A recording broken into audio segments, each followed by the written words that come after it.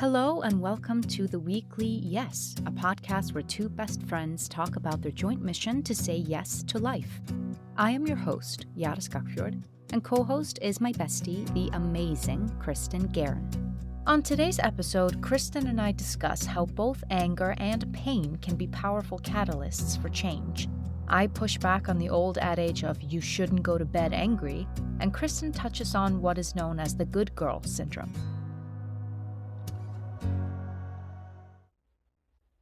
For today's Fast Facts, I wanted to let you know that there will not be an episode next week, as we will be taking a break for the holiday. Stay tuned for our special New Year's episode on our Yes for the Year on January 1st. We encourage you to email us as well at theweeklyyes@gmail.com and share with us what you're saying yes to in the new year. Perhaps we will feature it in an upcoming episode in 2024.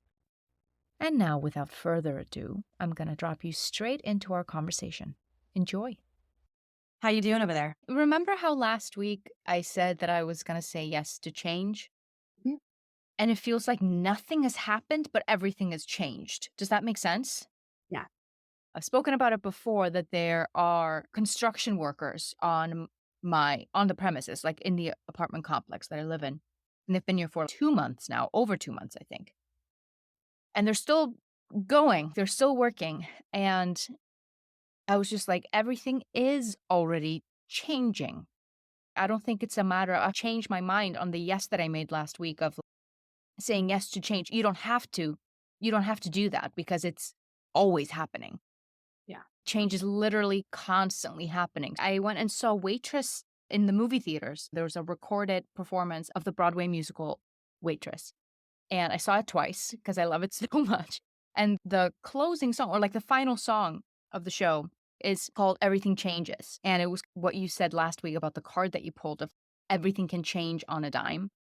And for her in the story, everything was already changing. She had already been through so many changes throughout the whole play. But it wasn't until she had literally birthed. This is a spoiler alert, by the way, everybody. Until she had literally birthed her child and she held the child in her arms.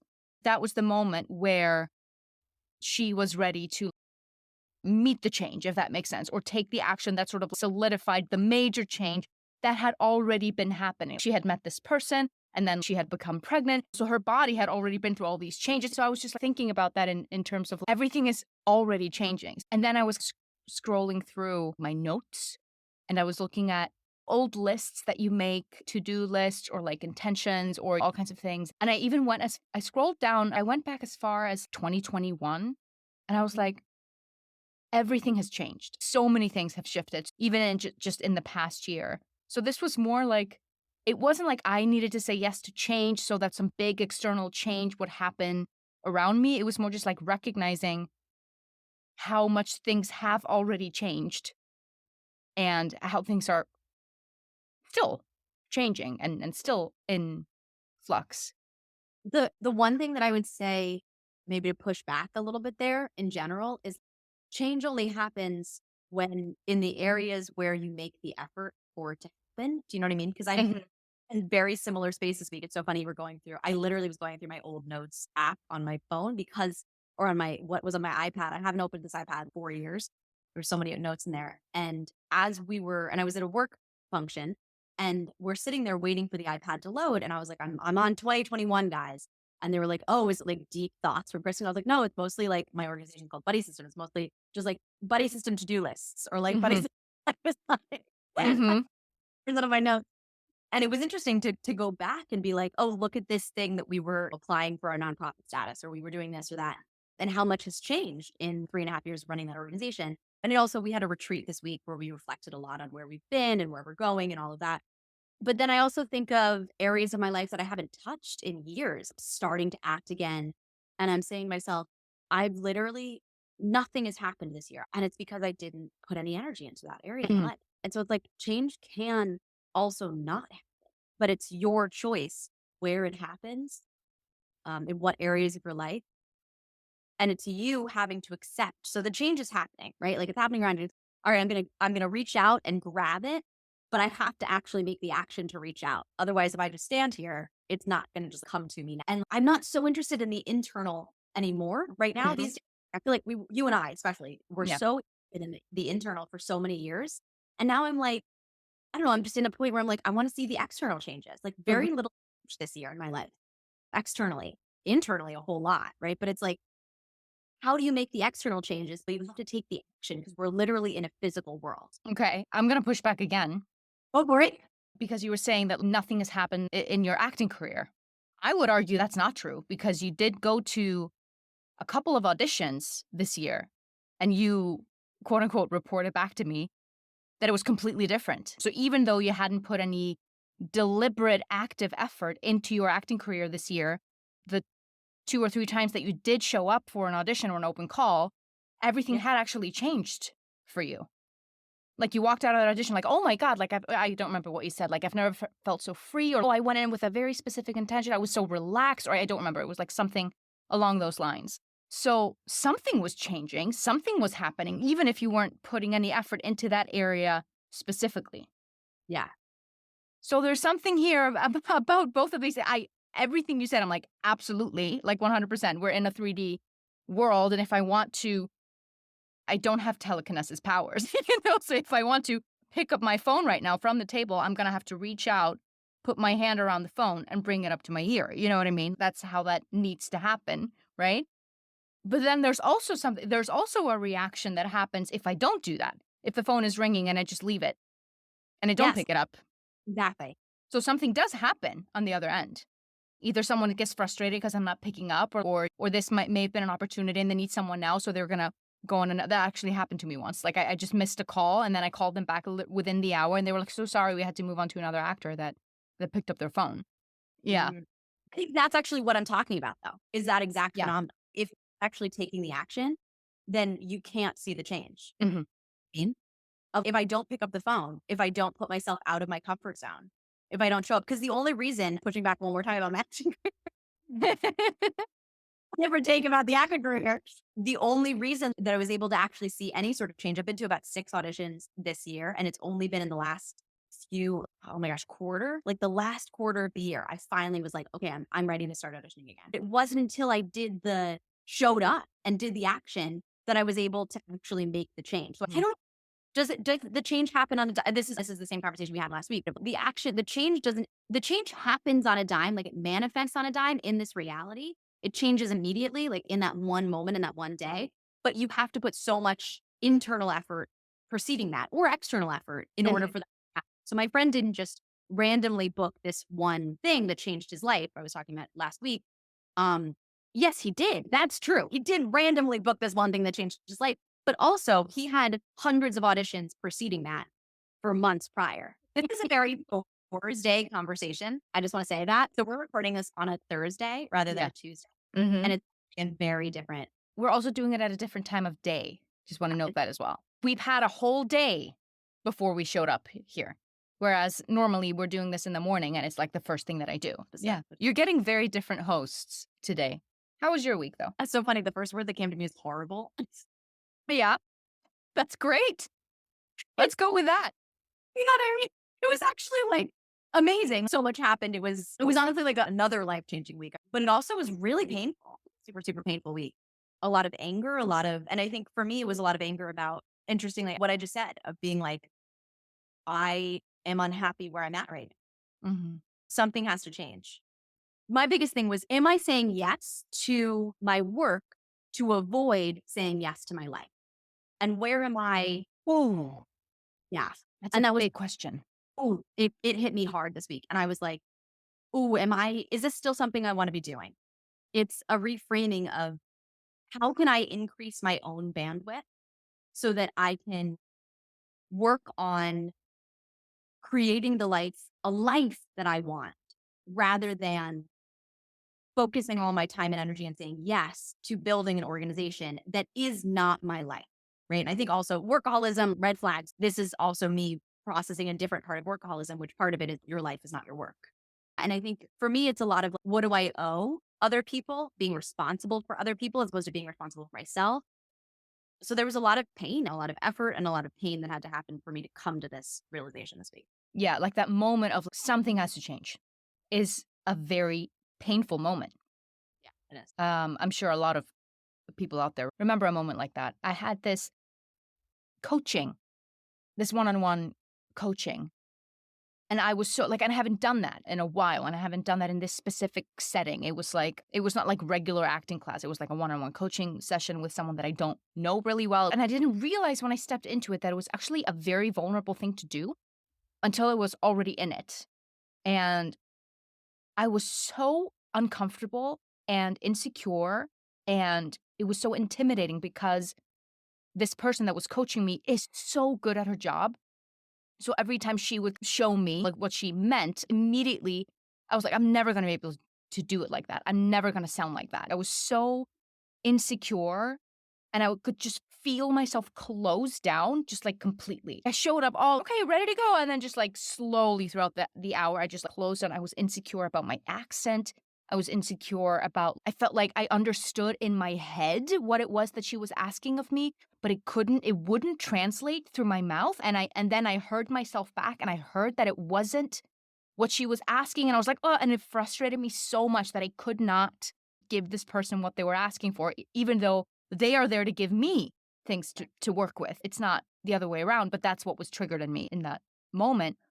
And afterwards, like, I felt so defeated and deflated and, like, almost betrayed a little bit, and I felt stupid. Like, I felt, "Ugh, who did I think I was? Like, why did I think that this would be a good idea? Why did I think that I could even do this?" And I noticed I was in a mood, and I noticed that I just kept falling deeper and deeper into the hole. And I tried so hard to get myself out of it, Mm. and my body just wouldn't let me. Like, it just would not let me get out of this sort of, like, depressive state. And that then bothered me so much. That started bothering me that I wasn't able to change what was happening to me.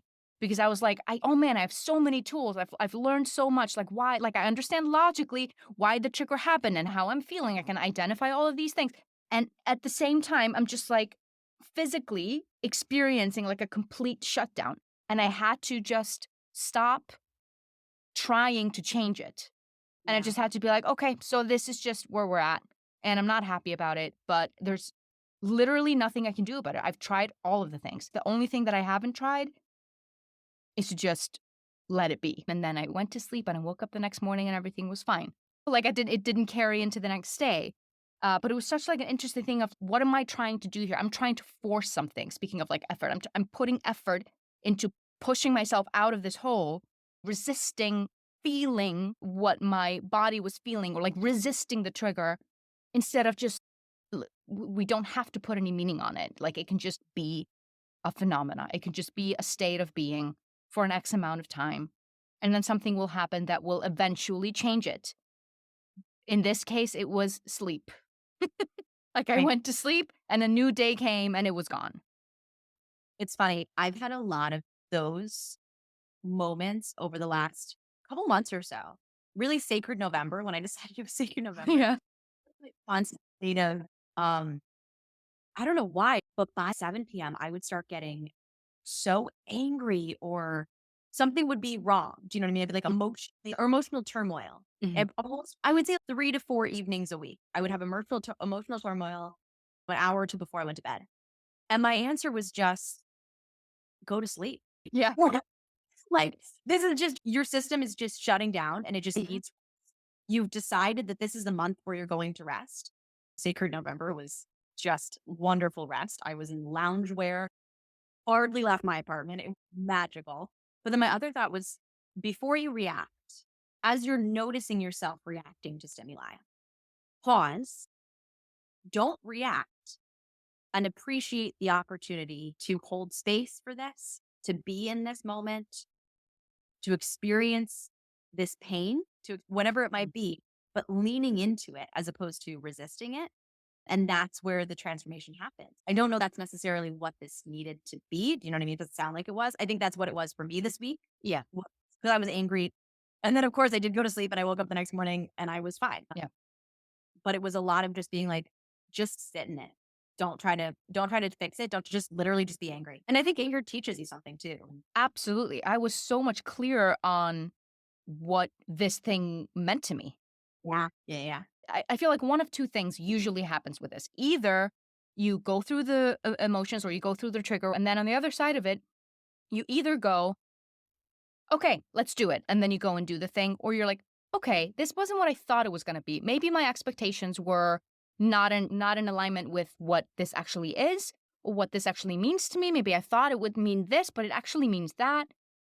So I actually realized, and the only reason why I was able to recognize that's what was happening is because I have contrast. So Mm. this is the example that I'm going that I'm going to give. A few years ago, I thought to myself, what is the scariest thing that I could possibly imagine doing in this world? And the thing that came up was, and something that's not going to risk your life, right? But something that you want to do, but it's the scariest thing that you could possibly imagine. I was like, improv. Oh my God, it is the scariest thing that I can possibly imagine.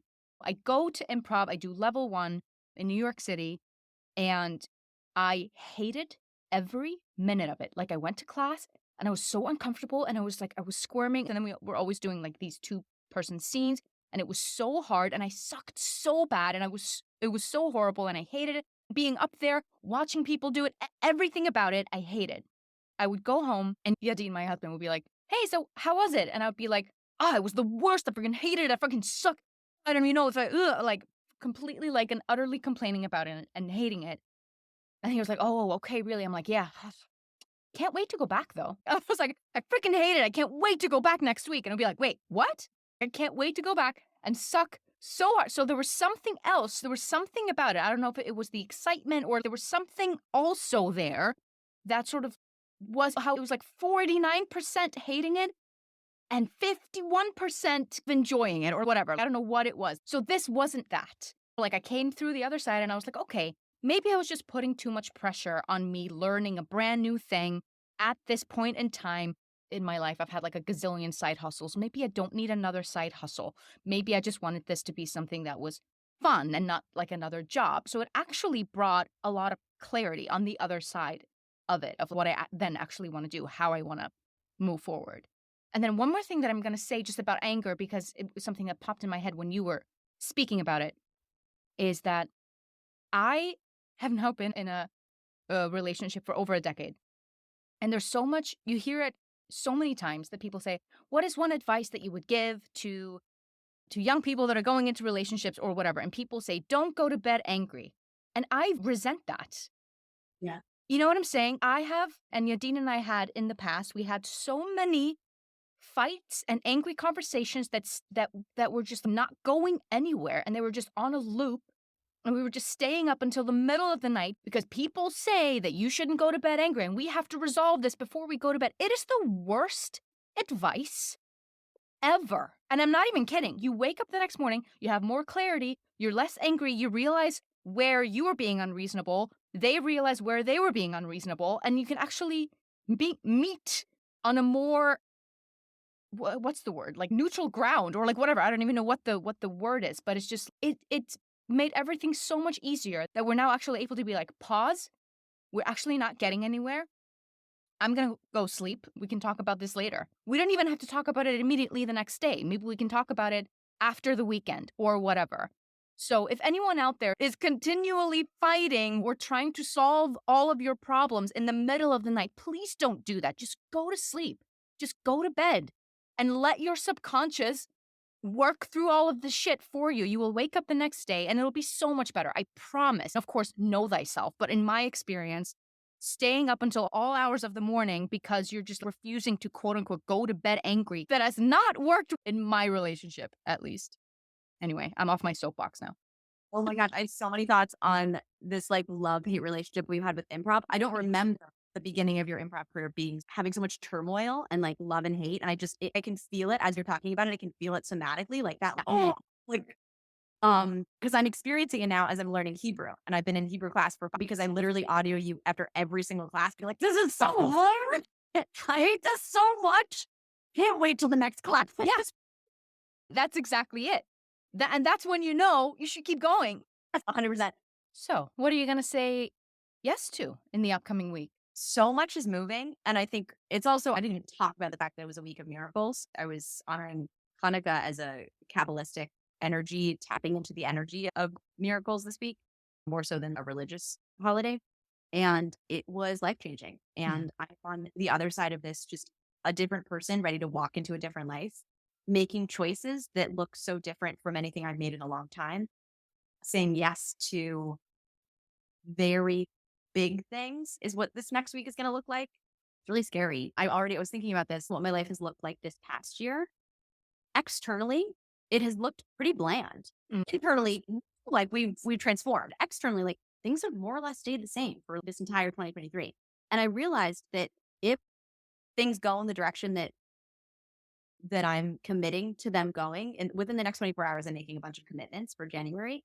And if that goes as I'm assuming it will go, then January will be more transformation externally than I've had in 2.5 years. Just that 1 month.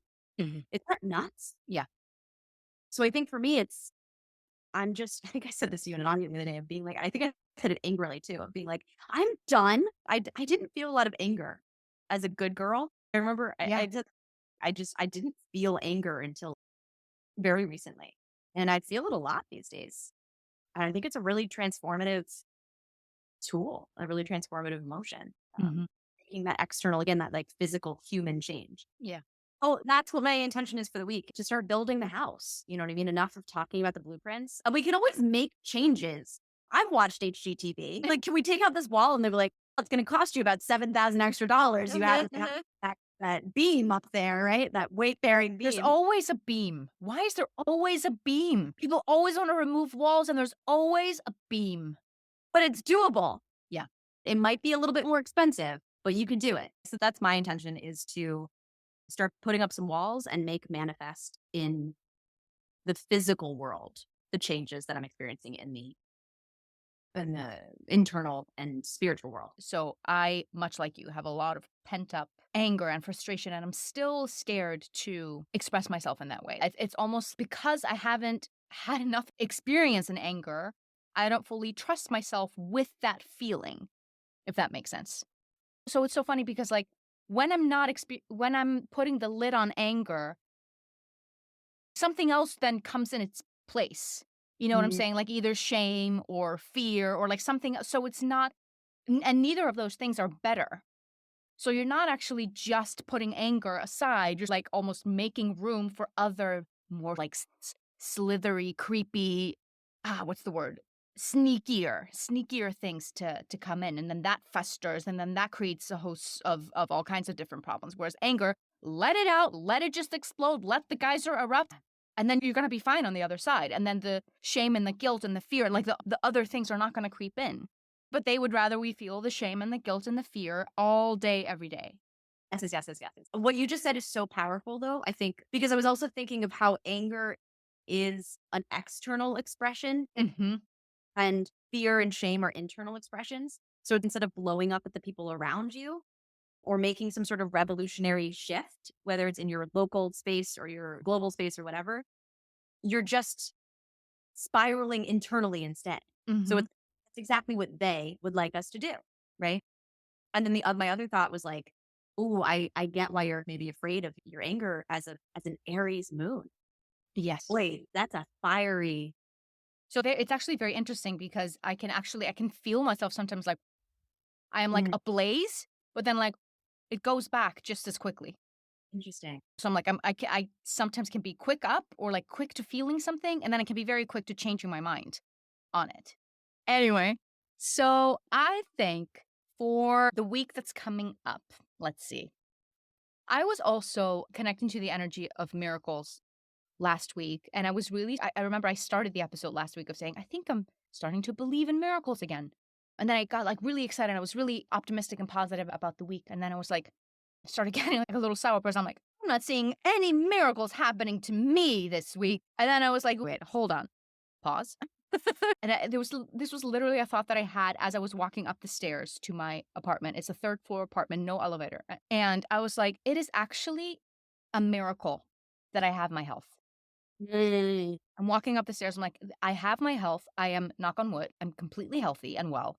That is a miracle. Yadine and I have been together for over a decade. That is a miracle.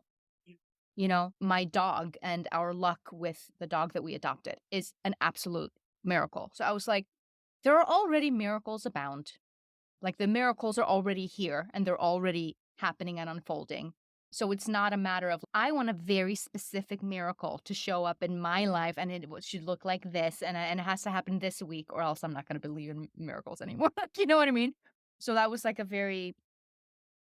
that was a good just reminder of the fact that you're tapping into the energy of miracles now.